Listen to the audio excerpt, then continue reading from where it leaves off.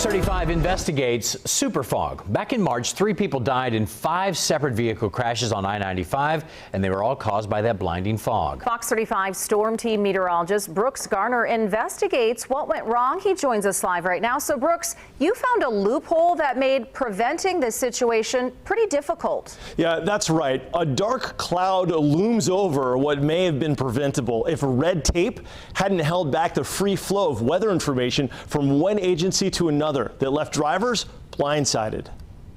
Everything was clear, and then all of a sudden it got a little foggy. When you came on down the road, everything just went white. You couldn't see nothing. All the ingredients for a dangerous super fog combined over Volusia County on March 3rd.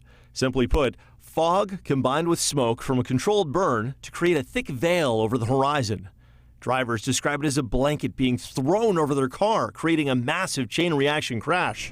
I see the fog rolling in, and then suddenly it was like somebody threw a white blanket right over my windshield. I visited the Florida Forest Service, the agency who, under Florida law, issues authorization for lands to be burned, to learn why intentionally we burn it all. If we get out ahead of the wildfires and we do the prescribed burning and everything, it reduces that fuel.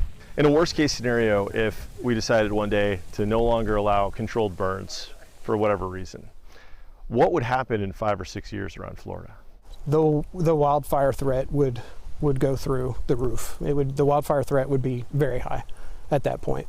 So I found out there were 2 main problems that led to this super fog disaster. Number 1, the forecast changed. The Florida Forest Service told me the day before the fatal crashes, there was no potential for fog in the weather outlook.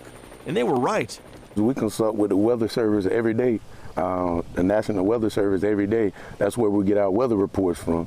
That's where we decide if the weather is going to work for us to do a prescribed burn. The meteorologist in charge at our National Weather Service office in Melbourne confirms the first fog warning wasn't issued until the evening after the fire was lit. That was more than 12 hours after the fire was first lit and over 3 hours after it was put out. The second problem I uncovered, there was no specific forecast issued for the exact plot of land that was being burned, only a general forecast. Why? The National Weather Service isn't required to do targeted forecasts on private land, and this burn was on 161 acres of privately owned land. We can get the weather report from the National Weather Service the night before, and the next day it may change, you know. That's just like the weatherman telling you it's going to rain tomorrow and it don't rain. No one can say whether addressing either of these issues would have prevented March's super fog disaster.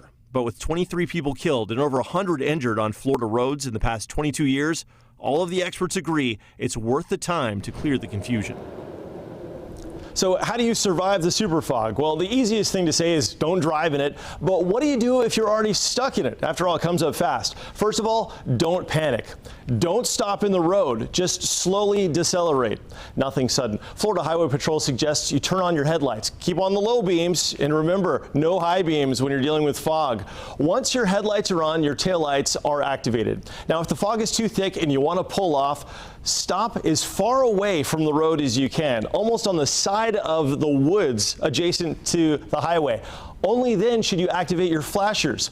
It's not against the law to drive with your flashers on, your hazard lights, but it's not recommended because for years it meant you were stopped, and other drivers may believe you're stopped, even though you're moving, slam their brakes on, starting a chain reaction and a potential pileup. Here's something many of us may not have thought of. Turn off your radio. Roll down the windows because you may need to hear what's happening around you. Only once you feel safe should you call 911 and let authorities know that super fog has formed because they may not know. John and Luann?